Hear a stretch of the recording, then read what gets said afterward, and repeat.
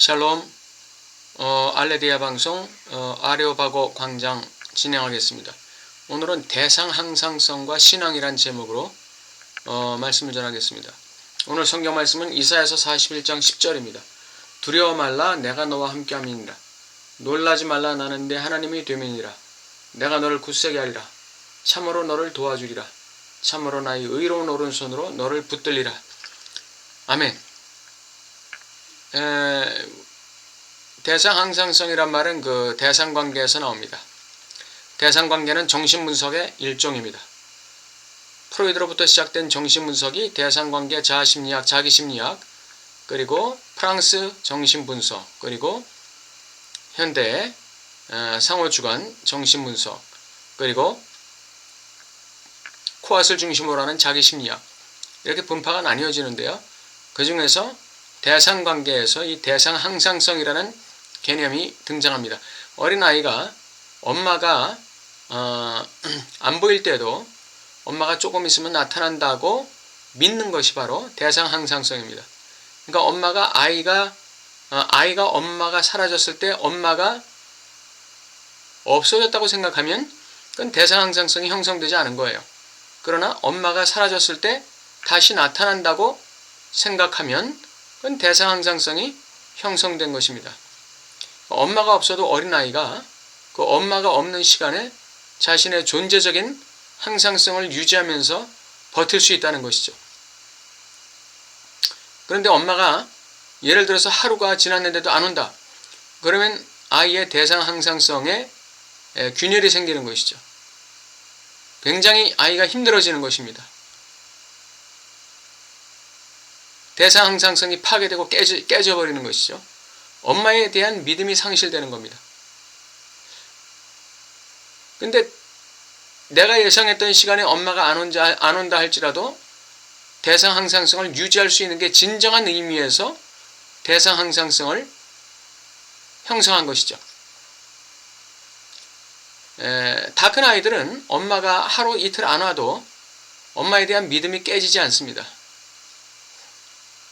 엄마에게 무슨 일이 있을 것이라고 생각하고 끝까지 엄마를 기다리게 되는 것이죠. 이것을 신앙에 대입한다면 어떤 내용이 전개될까요? 우리는 하나님이란 존재가 우리와 함께 하신다는 믿음을 갖고 사는 줄 알지만 사실 우리는 삶 속에서 순간순간 하나님이 나와 함께 하신다는 사실을 망각하고 삽니다. 그러다가 우리에게 시련이 닥칠 때 그때 하나님을 찾게 되죠. 마치 게네사렛 호수를 건너던 제자들이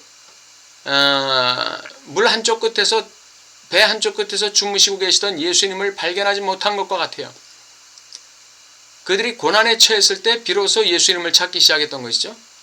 이와 같이 우리 크리스찬들이 고난을 당해야 하나님을 찾게 되고 하나님이 나와 함께 하신다는 그 약속을 상기하게 되는 그런 것이 바로 대상 항상성이 결여되었을 때 생기는 현상입니다.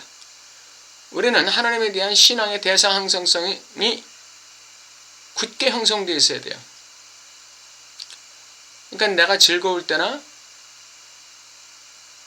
고통스러울 때나 기쁠 때나 슬플 때나 순경에 있을 때나 역경에 있을 때나 우리 하나님이 오늘 본문 말씀처럼 우리와 함께 하시고 우리를 붙드시고 우리를 의로운 오른손으로 붙들어서 우리를 지키신다는 사실을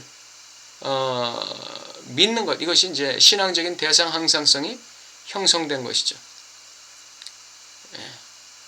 그러나 가장 좋은 것은 우리가 고난을 당하는 때가 아니라 할지라도 언제나 하나님이 함께 하신다는 그 믿음과 의식을 가지고 산다는 것이 굉장히 중요합니다. 근데 이것이 결단코 쉽지 않습니다. 결코 쉽지 않습니다. 하나님이 나와 함께 하시고 나와 동행하시고 나와 모든 어려움을 함께 하고 계시다는 사실을 의식하고 산다는 것이 그렇게 쉬운 게 아니에요. 이것은 끊임없는 연습과 연단과 훈련을 통해서 가능합니다. 이것은 우리의 의도적인 훈련이 필요해요. 의도적으로 우리는 하나님이 나와 함께 하신다는 그 의식을 훈련해야 되는 것입니다. 태양계가 얼마나 큽니까?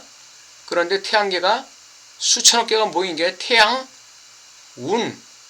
태양운을 형성하는 것입니다.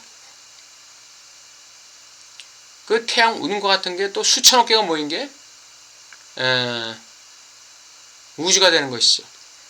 그러니까 하나님의 크기를 생각해 보세요. 어마어마한 것이죠. 그 어마어마한 하나님이 개미보다 작은 나와 함께 하시고 나와 동행하신다는 사실이 바로 기적입니다. 그것만큼 더 위대한 기적은 없는 것입니다. 그러므로 임마누엘 정신, 이 하나님이 우리와 함께 하신다는 이 믿음, 이 대상항상성을 가지고 주님 만날 때까지 살아가야 되는 것이죠. 대상항상성이 얼마나 견고하고 굳세냐가 바로 그 사람의 신앙의 척도라고 할 수가 있겠죠. 예.